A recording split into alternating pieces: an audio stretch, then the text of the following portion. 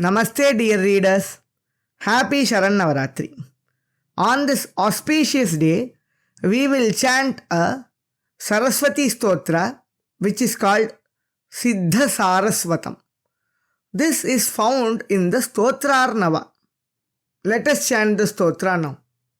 Brihaspatiruvacha Saraswati Namasyami Chetana Hridi Samsthitam Kanthastam Padmayonestvam Hrim Hrim Karapriyam Tatha Matidam Varadam Chaiva Sarvakama Phalapradam Keshavasya Priyam Bharyam Veena-hastam Varapradam Hrim Hrim Mantra Priyam Hridyam Kumatidhvamsakarinim Swaprakasha Niralambam Ajnanatimira-paham Moksha-pradam Shubham Nityam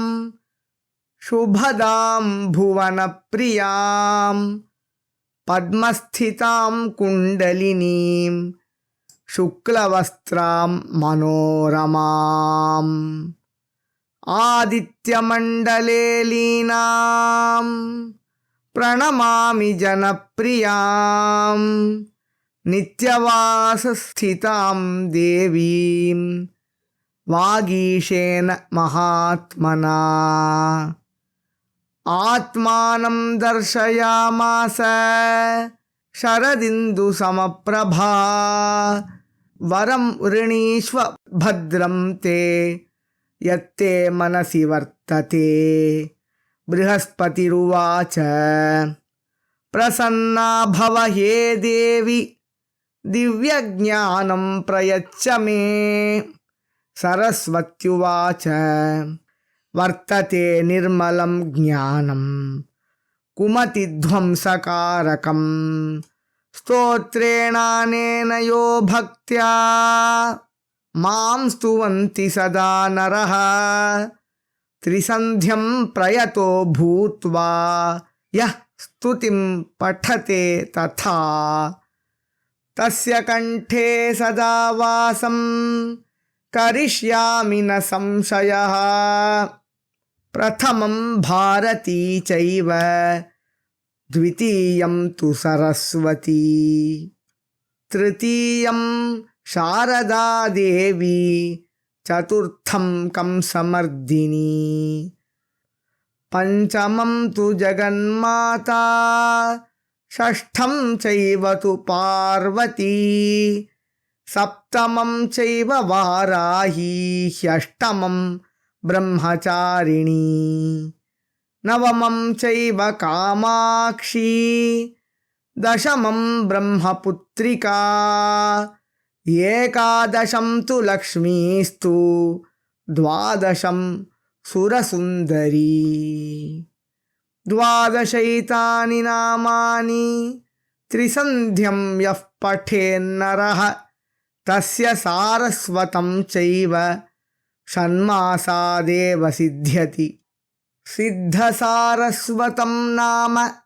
Stotram bhakshyeham Umacha bharati bhadra Vani cha vijaya jaya Vani sarvagata gauri Kamakshi kamalapriya Saraswati cha kamala Matangi chetana shiva Kshemam kari Shivanandi Kundali Vaishnavi tatha Aindri Madhumati Lakshmi Girija Shambhavambika Tara Padmavati Hamsa Padmavasa Manonmani Aparna Lalita Devi Kaumari Kabari Tatha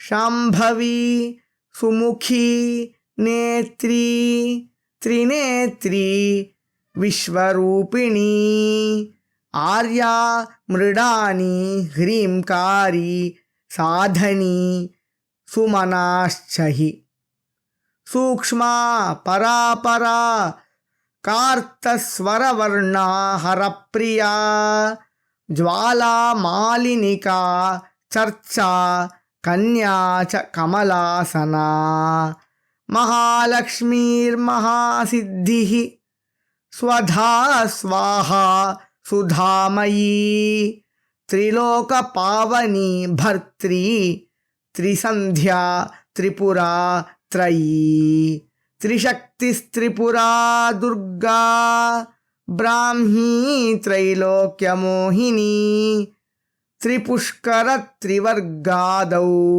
त्रिवर्णा त्रिस्वधामयी त्रिगुणा Nirguna नित्या निर्विकारा निरञ्जना कामाक्षी कामिनी कान्ता कामदा कलहंसगा सहजा कालजा प्रज्ञा रमा मंगलसुंदरी वाग्विलासा विशालाक्षी सर्वविद्या सुमंगला काली महेश्वरी चैव भैरवी भुवनेश्वरी अष्टोत्तरशतं नाम्नां वाग्भर्त्रा च पुरार्जितं त्रिसन्ध्यं कीर्तयेद्यस्तु सर्वसिद्धिं लभेत सः आयुरारोग्यमैश्वर्यं सुखं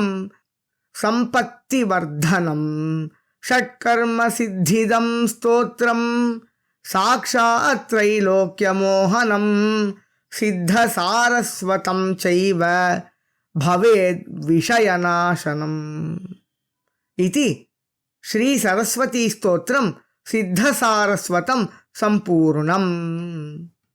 These 108 names of Saraswati was obtained by or earned by Vagbharta, the husband of Vak, that is Lord Brahmadeva. Whoever recites this and praises the goddess using this stotra in all three Sandhya Kalas, conjunction periods of the day, will attain all kinds of fulfillments and accomplishments. Will attain longevity, health, wealth, happiness and prosperity. This stotra also grants siddhi, perfection in Shat Karma, and it can delude all the three worlds, Trailokya Mohanam. This hymn is called Siddha Saraswatam. This destroys Vishayas, objects of pleasure, and lifts us upwards towards the ultimate wisdom. Thank you for listening.